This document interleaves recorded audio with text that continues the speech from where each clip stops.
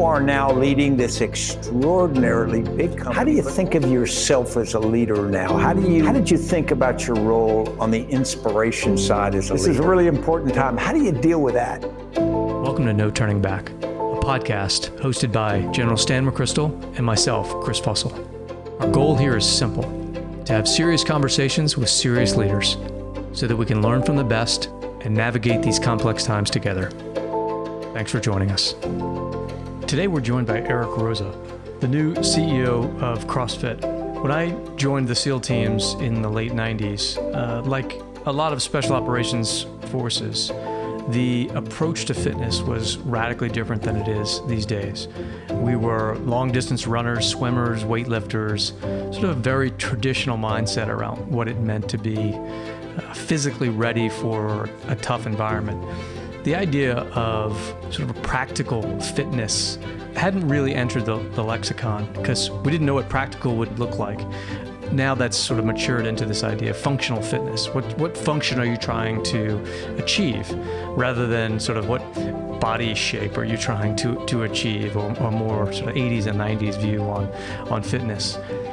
CrossFit was one of the leaders in that space, going back now about 20 years. And earlier in my career, as the world started to change and our forces started to get into real conflict in physically challenging environments, it was just overlapped and timed perfectly, I would argue, with this idea of the growth of functional fitness.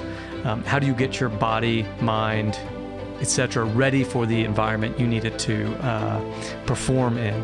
And CrossFit was at the front edge of that. You may be familiar with the brand, the CrossFit Games. It has this massive reach. I mean, the way it's evolved over the last 20 years is truly exceptional. And so today we talk with Eric about that history and the legacy. Eric's a CrossFitter himself. That's what folks in that community, how they refer to themselves. So he's been training like this for many years. He's got a successful background in tech, grew and sold his own company. And in the era after that, was sort of searching for the next thing. And many of you will recall over the last year that the CrossFit organization went through a bit of a troubled phase. And Eric, as he discusses with Stan and I today, sort of stepped into one of his life's dream. He stepped in and bought the organization and is now the CEO of it. So it's one of those fascinating cases of someone's personal passion aligning with what they're now doing professionally. And you can hear that in everything he says. Rarely have I spent time with a leader who has more personal investment, both time, energy, financially, etc., and passion for what it is they're trying to accomplish, plus a vision for what that organization can do for the world. This is a conversation about crisis leadership, about community building, one of the core fundamentals of the CrossFit world, and about helping people become their best selves. Stan and I really enjoyed this discussion, and we hope you do as well. Chris and I both knew a commander, an Army commander, who was in good shape. But what he would do is he would get the field grade officers, the majors and lieutenant colonels from a battalion, and they go do PT with him, and which was a great idea. The downside was what he did was he used it as an experience to basically shame them. He would run faster than them. He would do more pull-ups, and then he would sort of insinuate that they're not as good as he is, and it was all about his ego. Totally. Yeah, that's a great point. I think I never thought that much about it, but I came to that a little bit intuitively. Not that I don't have my moments of getting overly competitive, but it's almost to resist those egoic impulses. When I put a CrossFit gym in at the tech company, I used to run Data Logics, and then we built a couple at Oracle after they acquired us. My deal was I would guest coach, and I tried to do it, relatively often, but it ended up being, unfortunately, a little less frequently than that. But my thing was I would get to coach, but I wouldn't actually work out there with the team. And it wasn't a fraternizing with the troops thing. It was much more that I was more experienced than most, and I didn't want it to be I didn't want it to be the Eric show. But if I was coaching in a more kind of almost a nurturing mode, both encouraging and cheering people on, but also giving them technique tips, it was qualitatively a very different interaction. Exactly. Well, let me start by thanking you for doing this afternoon. This is going to be great. I know you and Chris and Barry have been talking a lot. I'm going to let Chris sort of frame this for you, and then I'd say we let her go. Great. So we'll dive in here in just a moment. First question, I'll ask you to sort of give a broad background. And the areas that Stan and I would really love to explore after we get through sort of how you got to where you are. The big question of, why does someone do this, right? That's a huge shift, huge challenge you're taking on. I think it's awesome, but we'd love to just get your thoughts on that. The challenge of pivoting an organization, a culture, et cetera, very similar to what I lived through watching Stan do inside the military, so we can have a great discussion there. I'd like to explore a little bit of the evolution of just fitness in general. Massive shift in the military over the years. You've been in the middle of that personally and now professionally. That's just changing both in the military and culturally. So another fun area for us to consider. Does that all make sense to you? This sounds like my kind of podcast, Chris. Perfect. I figured you'd like it. Okay, with that, let's just kick it off. And Eric, thanks so much for taking the time to join Stan and I here today. Can only imagine how busy your world is. You've got a lot going on. So to just set the stage for us, can you walk the listeners through a little bit about your background, which is really unique from the tech sector now over as the CEO and owner of CrossFit? How'd you get to where you are now? Absolutely. Well, I guess just my proclivity kind of academically growing up, I was a very quantitative guy. And so I always loved math and then statistics and econometrics, was really drawn to that from a young age. I had memorized the baseball encyclopedia by the time I was 12. I just was always drawn to numbers and interestingly letters as well. I love writing and so on and reading. And when I kind of made my way professionally, that was my hook, was all around numbers initially. More than anything else, more than leadership or anything like that. I really was the guy who just wanted to crank numbers out. And as I evolved in my career, I got involved with the business that I ultimately became CEO of, and became this company, Datalogics, that became the biggest data and analytics company in the digital media industry. And that was a really cool thing because I got to do this thing that I was passionate about, which was working with data and numbers as a core business, which it hadn't been before for me. And we were very fortunate to have a nice ride. It was a startup. We had raised a lot of venture capital over time. We filed to go public, and then we ultimately sold the business to Oracle. And as we evolved, a couple things happened. One is I'd always really been into fitness. So working out with friends and with colleagues had always been part of my life. And it had always been one of the things that made me the happiest in the world, and it really built community for me in interesting ways once it was with colleagues. I love the way it flattened hierarchy and that kind of thing. And then what I realized more and more over time is that I was enjoying the fitness parts of the interactions more than anything else. And I'm the kind of guy in my free time, I'd read books on nutrition and mindfulness and listen to podcasts, and not just like a few, but, thousands of hours spent doing that, quite literally. And it's all I want. I never listened to business podcasts or read business books. It was always really, kind of geeky nutrition stuff. And again, mindfulness and just how to be somebody who is healthier and happier and a better human. That was more interesting to me than being a better business person, because I always felt like being a better business person would be easier if I were healthier and happier and a better human, kind of. And so I discovered CrossFit over 10 years ago. I had a running injury. I was training for a marathon, got injured, and I, like a lot of people, I think for me, exercise is I would say it's 51% mental for me and 49% physical. And I really need it. It's a form of self-medication. It makes me feel grounded in who I am as a person. And and once I couldn't run anymore, it was really devastating. And I had a goal for this marathon. So I also had to give up on this goal, and I'm very goal oriented. So I was having a tough time at work, and CrossFit just found me at the right time through a colleague. And I went into my first workout, and it was actually the Marine Corps' birthday or anniversary or whatever. And so they did the Marine Corps PT test, and my best workout buddy and my best, one of my two best friends in my life since I was a kid went into the Marines, and we always worked out together. And so I knew about the Marine Corps PT test, but I'd never done it. And so I was like, wow, this is so cool that somebody would do this. And this is my first CrossFit experience. And I'm like, where has this been all my life? I literally immediately a light bulb went off and said, I can't believe I'm not discovering this until I'm 40 years old. Like, how is this possible? But thank God it just came into my life. And I'm not kidding. It was that kind of a religious experience. And so I then brought CrossFit into the workplace, and we ultimately opened a CrossFit gym, and over time opened 3 different CrossFit gyms in different offices. And started getting more and more into it. Got certified as a CrossFit trainer just for fun. I took a red eye from Colorado to Boston, for a weekend to get my level 1 CrossFit certification, while leading this company. That's what I consider fun, I guess, and had to do Fran for those who know Fran.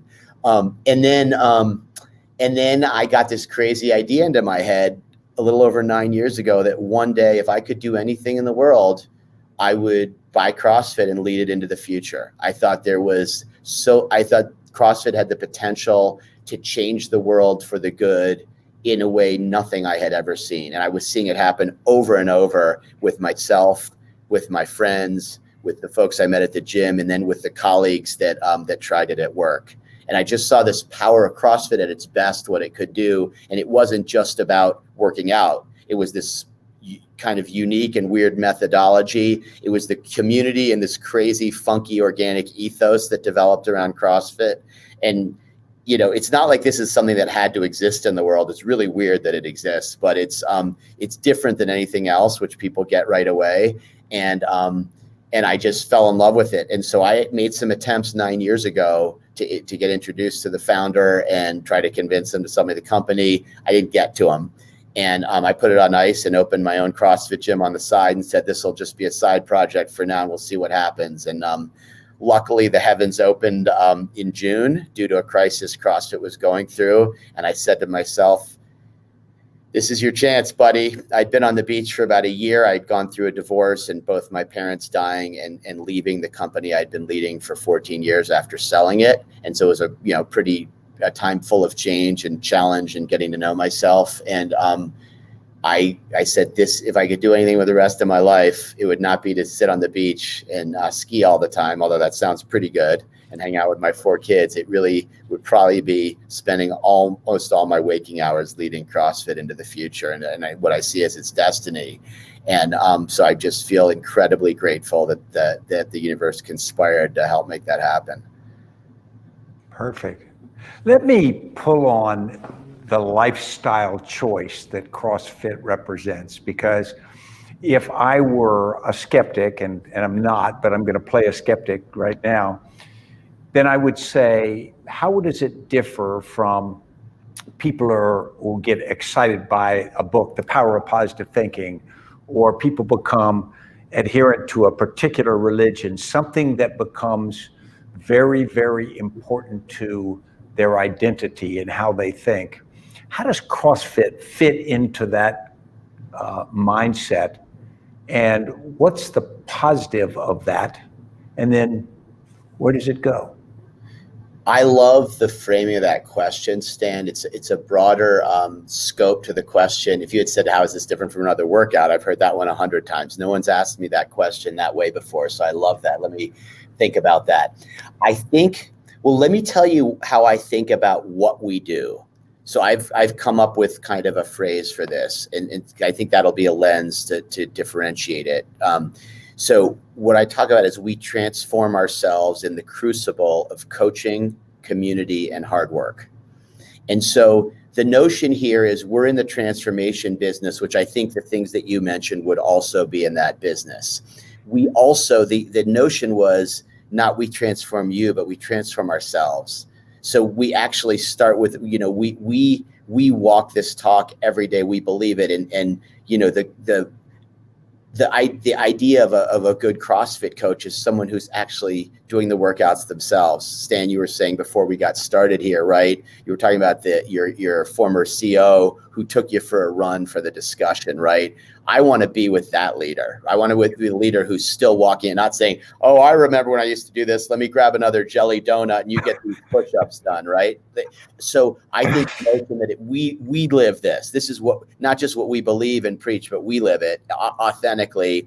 And then this notion that there's this crucible, which is, the origins of the word crucible, right? It's from alchemy. Magic happens. Something transforms into something else. And so I thought to myself, what are the ingredients? And for CrossFit, the 3 ingredients are coaching. There's no people do CrossFit at home and they follow the workouts online. And I think that's fantastic. A lot of people do that. Millions do, in fact. But there's no substitute. I can tell you, because I do it both ways, at home and in the gym. There's no substitute for having somebody with you who is steeped in this methodology, who is a true believer, who has been through the CrossFit training and spends their life on Instagram and YouTube and on our website, reading more and learning more about the nuances. It's very, very technical, and it's a lifelong journey. The fact that it's so complex is part of it, right? So it's this coaching part. You've got a partner in it. Then there's the community. You're not on your own. This community lifts you up, inspires you. You're competitive with them, but you're also supportive. And I've met so many great people and most of my best friends now through CrossFit. And then hard work. You're working your butt off and you don't shy away from it, and you have grit and you get through it. It's not about being perfect. We meet you where you are, And so I think you're hard pressed to find another movement or religion or cult or exercise modality or tribe or whatever that would describe itself in exactly that way. And to me, and that's a new phrase that really I've come to over the last couple months as I tried to encapsulate what is CrossFit and what makes it different. It was that combination of words. We transform ourselves in the crucible of coaching, community, and hard work. It's a great framing, Eric. And we want to get to the leadership discussion as well, because you're in the middle of figuring all that out inside your organization. But building on what you just talked about, let's stay there for just a minute. And I'm going to ask Stan maybe to walk through the evolution of fitness inside the military. I mean, I can say personally, when I joined the SEAL teams in the late 90s, it was all about moving heavy weights and running long distances. And they were kind of 2 camps. And that was it, and it wasn't functional.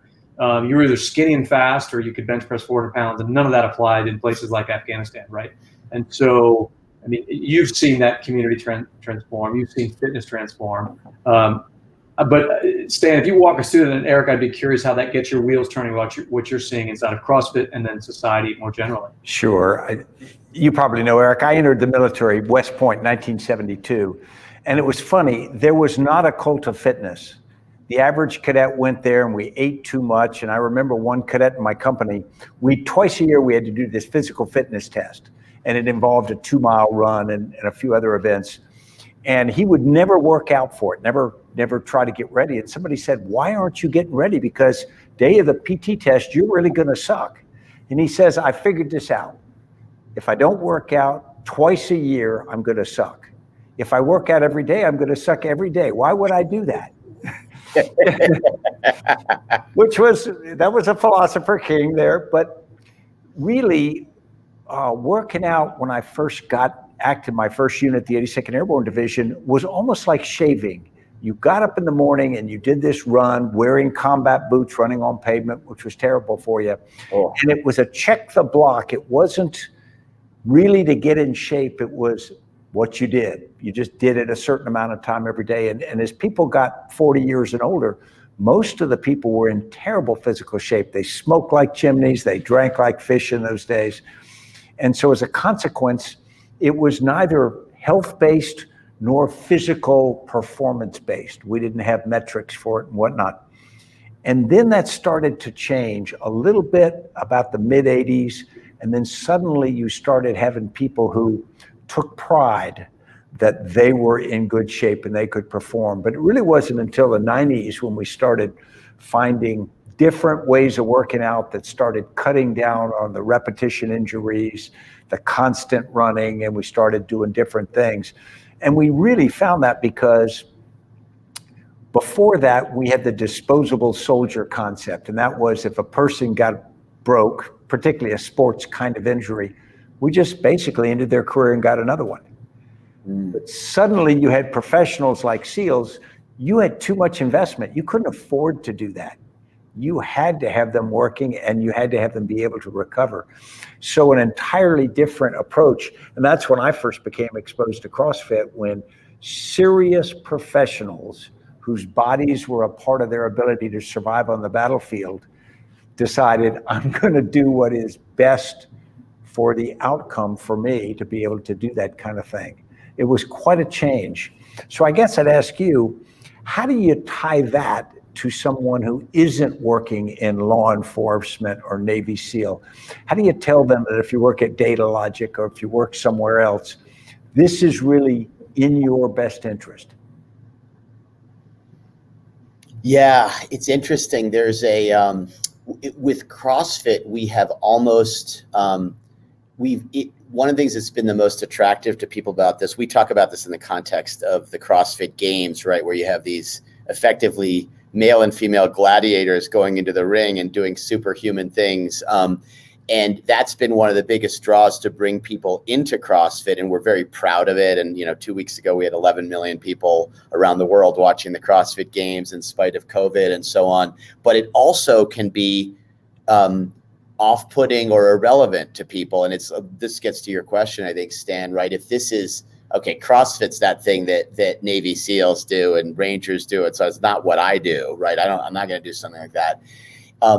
It's interesting, the notion of something that makes you better performing at what matters to you, I think is the catch. And so if what matters to you is, for me, I'll tell you, my organizing principle for my fitness is that when I'm a grandpa, I want to be able to ski the bumps on a double black run with my grandkids. So I kind of evolved that 10 years ago. I'm really into skiing, and I started having kids late, right? So, and if my kids start as late as me, I mean, I may be in the mid 80s before I have grandkids.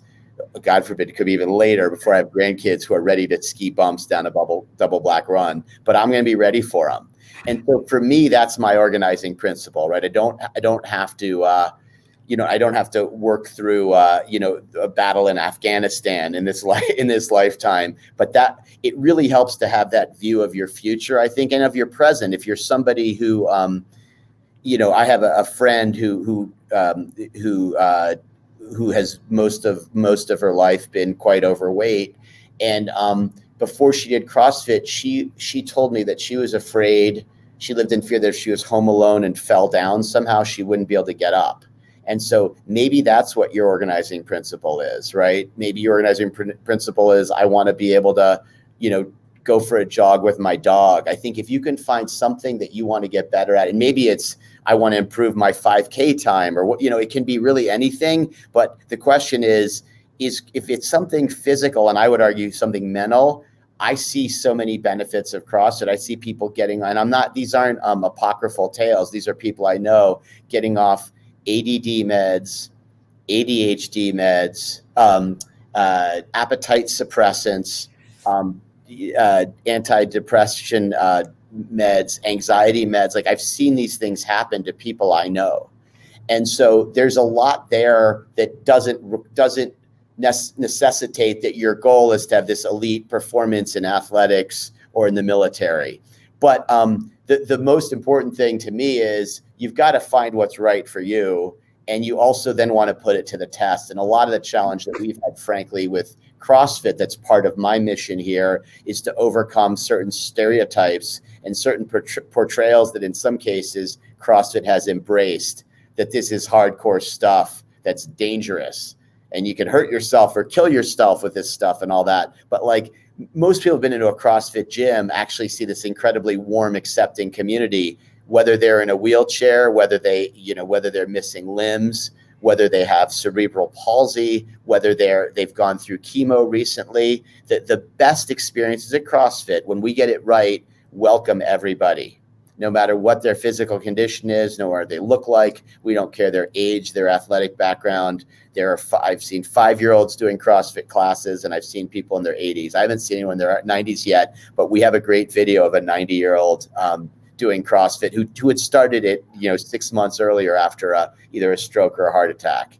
It's amazing. So this notion of the portrayal that this is for the really elite superhumans and it's not for me, I'm not ready for this, or it's dangerous, gets dispelled pretty rapidly when we're at our best, when somebody just tries it. Well, and now you're in this awesome position, obviously as the senior leader in that organization, to be able to carry that message. For those listening that may not be familiar with the structure of CrossFit, it's, to your point, it doesn't need to exist. It's relatively new, and it has this. It's grown at this amazing rate, just exponentially over the last decade. But you have a relatively small full-time team under you inside the headquarters, compared to the ecosystem of people that are part of the CrossFit family. 15,000 affiliates, what CrossFitters would know as the box gyms around the world. Other, just over your shoulder, the Rogue Fitness, all these other brands that are part of the CrossFit ecosystem. Would love you to just talk a little bit about your view as it's evolving. I'm sure as the senior leader there, how are you communicating? What are your goals there? You have this internal audience, you have your affiliate audience, you have your member audience, your ecosystem. I mean, it's a massive thing to get your head around. It's crazy. I am a sucker for complex ecosystems. I came from that in the world of digital advertising. And boy, do we have one here. So yeah, to give you a sense, you talked about CrossFit itself being pretty small. And then we've got this much bigger ecosystem of CrossFit gym owners, and they're all independent, right? And they're in 155 countries around the world. We have almost 1,000 gyms in Brazil. We have 26 in Afghanistan, and not just on military bases. We actually have some Afghani CrossFit gyms. What happens when we go abroad is usually it starts with expats or military, and then it infiltrates on its own. It just spreads, If you want to spread American culture and goodness at its best, put CrossFit somewhere, and it's just going to seep out and do its thing. And you got to the last part with the Rogue medicine balls behind me.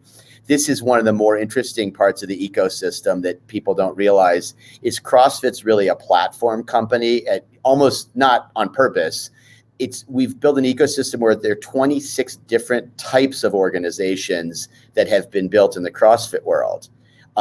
Rogue is probably the biggest with over 1,000 employees, right? But then we have companies like, a lot of people are familiar with RX Bar, which is now owned by Kellogg, and it's one of the best kind of snack protein bars. And that was started in CrossFit, in a CrossFit gym, and was in 4 years sold for $650 million to Kellogg's. Great entrepreneur, Pete Rahal, still in his mid-30s today. Just unbelievable. We have Noble, which is a great shoe and apparel brand that's native to CrossFit. We have big companies like Reebok and Nike that have gone really heavy on CrossFit, and it's just infiltrated. Lululemon, which doesn't talk about CrossFit, but spends a ton of its time engineering clothes for CrossFitters and so on. We have software companies, we have publishing companies, we have events companies, we have T-shirt companies, we have medical practices based around CrossFit. So these things have sprung up entrepreneurially, and what gets exciting to me is that's been without us getting involved. What if we could help a bit, not screw it up, but help a little bit? What if we could find the winners early on and help spread them a little bit? It's very exciting, and have them realize, as I've said to a lot of these communities now, we're invested in your success. Your success is our success is yours. Let's lock arms. There are independent rags that follow us online. There are effectively trade publications for CrossFit, the best known of which is probably Morning Chalk Up. Independent editorial voice, a dozen journalists, all they do is cover CrossFit. In China, we have the South China Morning Post They actually may be based in Hong Kong, but they cover CrossFit like with a heavy beat all the time. It's just really, and these things aren't things that we even cultivated. So the trick is, can we engage with them much more than CrossFit has historically, which we've started to do, and actually help foment this and blow a little bit on these embers and just have these flames take off. And it's really exciting to me. One of the things about this business, when I think of it as a business in a movement, is it just feels infinitely extensible. And so the challenge for us isn't what's a growth vector? Is there a growth vector we could follow? It's how do we pick the couple that are the most important in terms of being big opportunities to have impact on the world. And that's really exciting. And then to think about, to your question, Chris, directly, how do we communicate with these people, both one-on-one and in groups, and then more broadly across our media and so on? And it's quite challenging, especially because we got 155 countries to deal with. And I will give you an example there of the challenge. CrossFit, other than training trainers, we've never spoken to anybody in their native language. So with 1,000 affiliates in Brazil and 4,000 affiliates in Europe, we've never talked to them in any of their native languages until the last few months, when we started to translate, at least in about a dozen languages, some of our town hall messaging. And I did that yesterday, did a town hall with our affiliates from around the world, and we at least were able to translate that into a dozen languages. But we also need to speak their language, meaning what matters to them as a stakeholder, right? We don't need to talk to the affiliates about things that they aren't interested in. We need to understand right now, as an example, that it's all COVID for them. They are in an existential threat with Italy, France, Germany, the UK, all shutting down in the last 2 weeks. They've barely made it through phase one, and now we're going into a long kind of dark, cold winter with gyms shut down for at least a month, and maybe a month or two after that, and maybe 6 months after that. How can we give these guys hope, not just by speaking and empathizing, which we definitely need to do, but actually taking concrete steps to help them survive? So it's a very active engagement model, which is very different than the former leadership. And one can't knock the laissez-faire approach that made CrossFit the fastest growing, if you called it a chain, the fastest growing chain in the world, right? One can't knock that, but I think the time has come, or at least the approach that we're trying here is to be much more engaged. Yeah, no, it's a great point. I want to make a comparison and ask Stan to talk about it a little bit and see how that gets your wheels turning as well. Because your use of the term platform is unique in that space, right? But how else to describe it? And what I'll say, Chris, is like we thought about well, who's the best comparison? When we were bringing investors in, they're like, could this be as big as the UFC? I'm like, well, I think it could be a lot bigger, but that's like you're touching like the tail of the elephant, and you don't even realize there's a leg over here and a trunk over here and a big ear. Like, these are pretty interesting too, if you want to get a sense of the elephant that we are. So you're right, the comps are really hard to establish. But I look at companies like Lego and Disney, and then you see like the Google and Apple ecosystems. Like, we're an ecosystem business, but there's never been one in fitness before. And it's super cool to think about what do we do with that. And also the sacred trust that's placed in us. We have working for us as full W-2 employees, we're barely over 100 today. There are over 100,000 people who make their living with CrossFit right now, in some capacity, over 100,000. So it's 1,000 to 1 multiplier. These businesses we didn't start, we didn't hire these people. In a lot of cases, we don't even know what the hell they're doing, but there they are. And so they're dependent on us, all these great entrepreneurs and the people they've hired, and they're devoting their lives to making people healthier and happier and higher performing. And it's cool. And I think those numbers can 10x, if we actually focus on it, and that's our challenge. Well, and the analog that came to mind the first time we spoke, and you mentioned that platform, was as a young officer when I was working for then General McChrystal.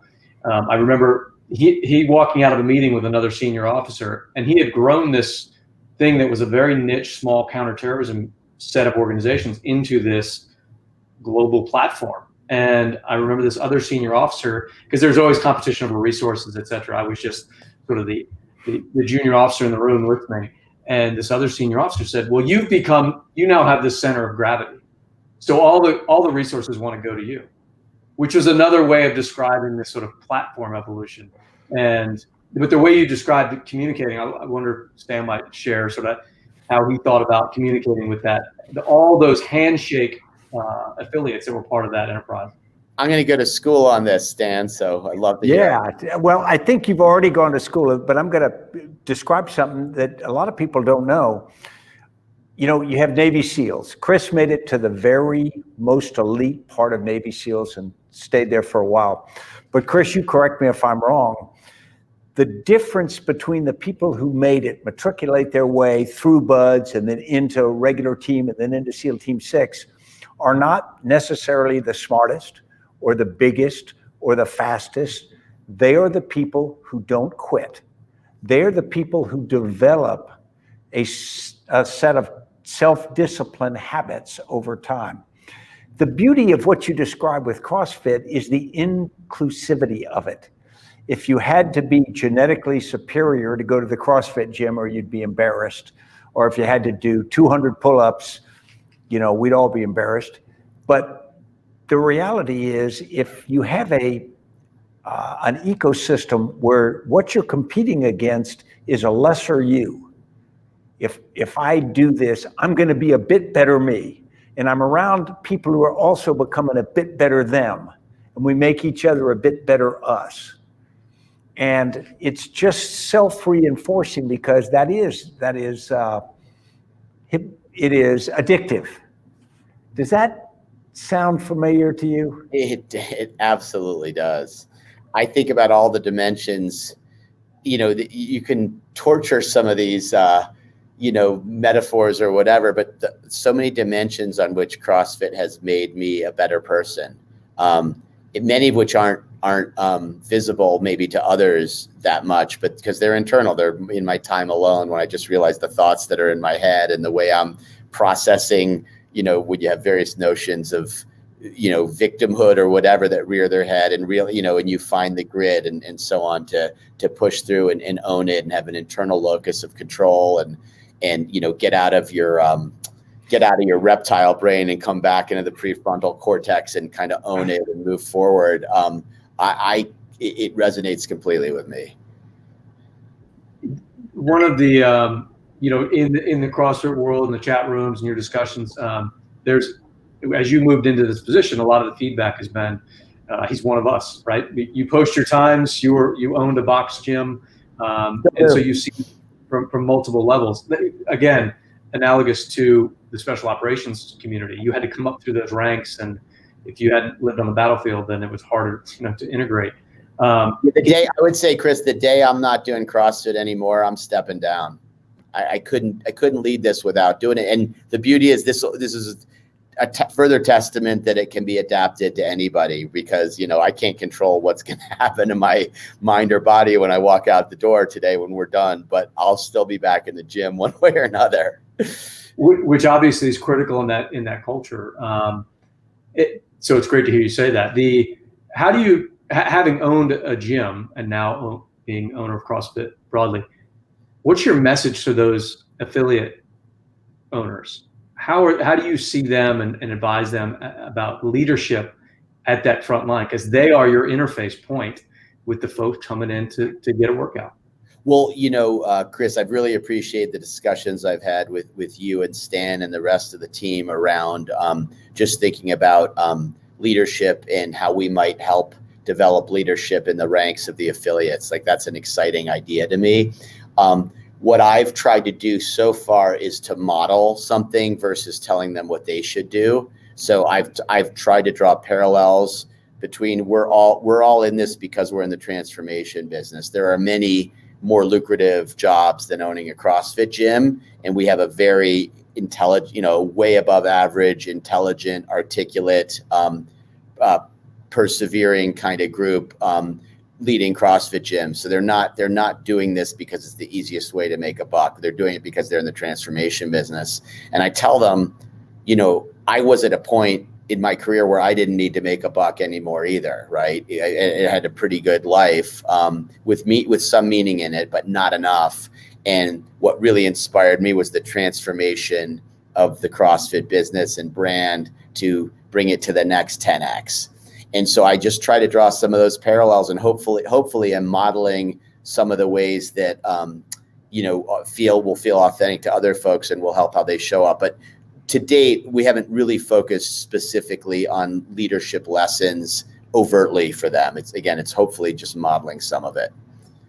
What I have said, though, I'll give you one example, though, is, that none of us would have chosen the incredible pain and suffering in the world, death in the world that's been caused by COVID. But what I've told them is this destruction is always creative with a certain lens.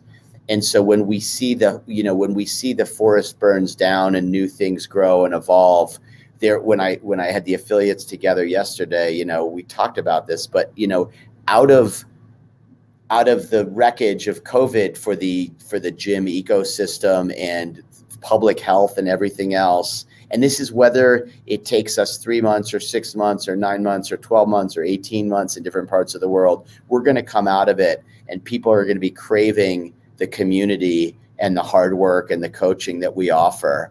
And because of that, if you're a box owner or a coach right now, or maybe someone who's going to try CrossFit tomorrow after listening to this podcast, hopefully there'll be a few people like that, you can be part of the group on the other side that has an opportunity, because of this terrible thing that happened, to help reinvent us and make this much bigger than ever. So there will be incredible opportunities for enterprising people to be part of this next post-COVID phase of CrossFit, most of whom are already in the ecosystem, but then I think some will be drawn to it as a result of this, that will look back and say, oh my gosh, if it were, God forbid saying this, but if COVID hadn't happened, XYZ wouldn't have happened. So you always have to look. I don't want to say look on the bright side of things. That's not really my motif. It's much more be thoughtful about the fact that there are creative sides to any destruction, as painful as it is. And it's our job as non-victims, as creators in the world,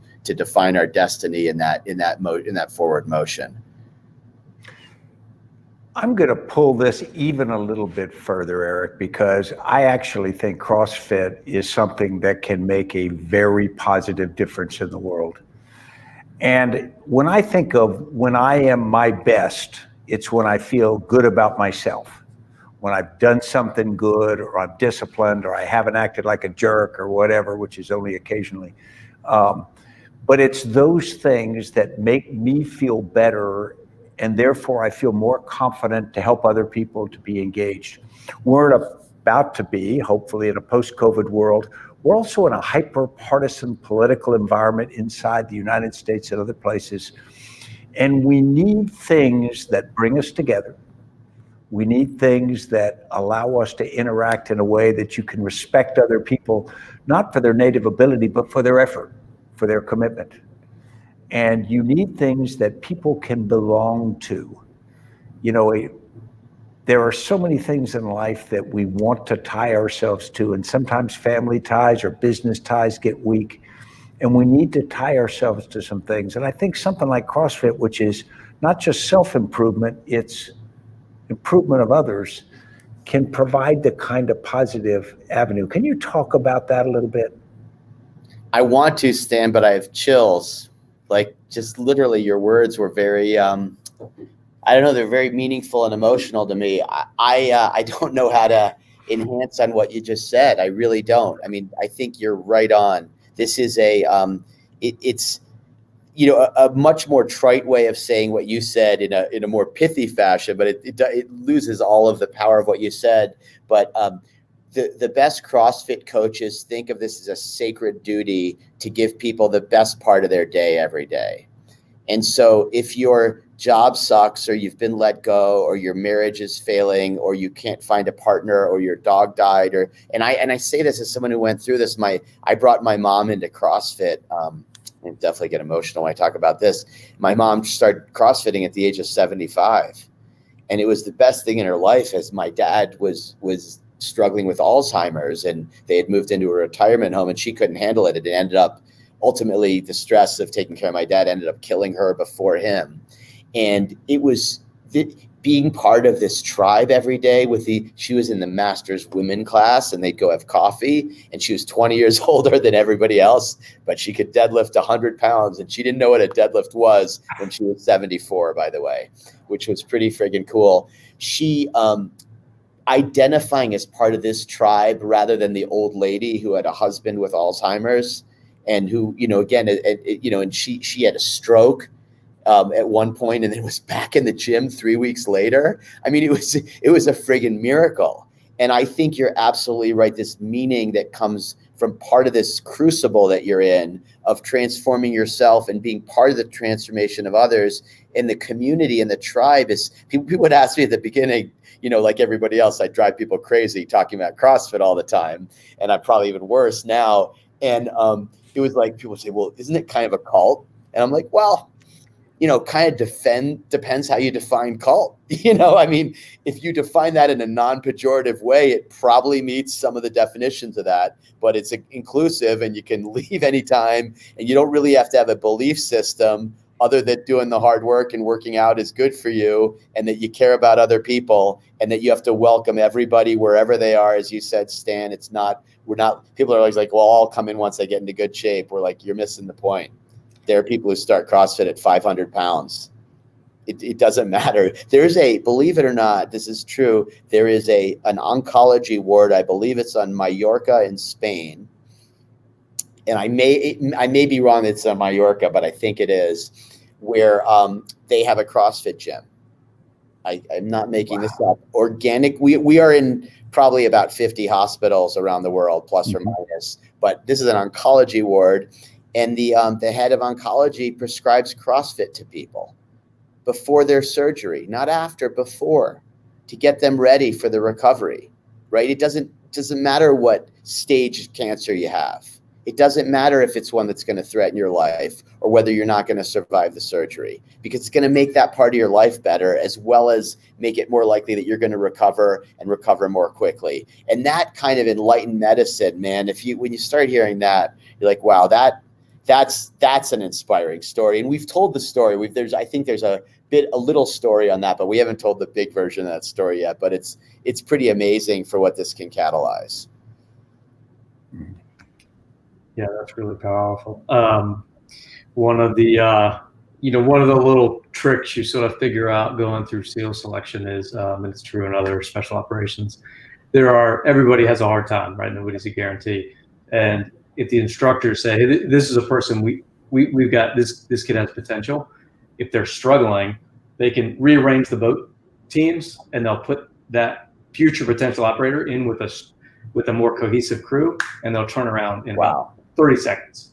So it just makes that point of, when people suffer together with people that want to make it through, you are more than the sum of your parts. And Chris, in the case you mentioned, the person they're moving into the boat is someone that they see has potential but is struggling. Is that what's the criteria? Right.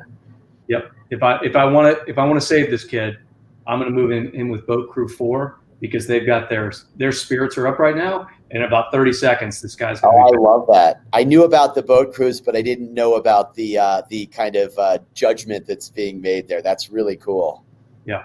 I tell people all the time, the secrets to making it through special operations selection, I'll give them to you. It's not the question is whether you'll follow them or not. Whether you'll follow them, yeah. I'm thinking about how that might be applied in our context. Somebody who seems like they have promised to get a lot out of this, but somehow aren't quite attaching or fitting in. I've thought about, in the context of CrossFit classes, people who are more introverted and get less energy from working out with others, and those aren't always the same. Those who aren't always together, but generally they are. And they're people who who never attach somehow to the community. So they're getting the coaching, and they may even be doing the hard work, but they somehow haven't attached to the community. Whereas you get someone in who's somewhat gregarious or comes in with a friend, and 9 times out of 10, they're attaching within days, and it gets you through that hard work and suffering. So that's my parallel. But what I haven't figured out is how to engineer it the way, not surprisingly, the Navy SEALs are smarter than we are about this. So I got to think about how we leverage that idea. That's really cool. Well, the other sort of bigger and more interesting trick or secret is, when you're exhausted, I tell this to guys all the time going through that selection, everybody's going to want to quit at some point. When you feel that, Find somebody that's in worse shape than you and go help them, and you'll get over your own pity very quickly. Yeah, those are both awesome, and I haven't heard either of those before. That's great. Yeah. There's- Eric, please stand. I was going to say we're running out of time, Eric, but I really want to thank you for this and leave you with one idea. I grew up in the Rangers. Chris grew up in the SEALs. In the Rangers, you would do a lot of things that were physically uncomfortable. They were exhausting and whatnot. But what we used to tell people is the only thing worse than being in the Rangers is not being in the Rangers. And when you finish that which is hard, like a hard workout, there is a sense of satisfaction and camaraderie and accomplishment that is just extraordinary. And so being around people like you is motivational for people like Chris and I. And I think that what you're doing with CrossFit, making a community, making a thing that people can be a part of that makes us all better is pretty special. I mean, any podcast that is talking about fitness and leadership led by folks with your backgrounds and credentials, and I'm humbled to be here with you, and I'm honored to be part of this. But more than anything, I just appreciate what you guys are doing. This is really cool. Eric, our pleasure. Best of luck, and we appreciate what you're doing. Thank you. Talk soon. Bye-bye.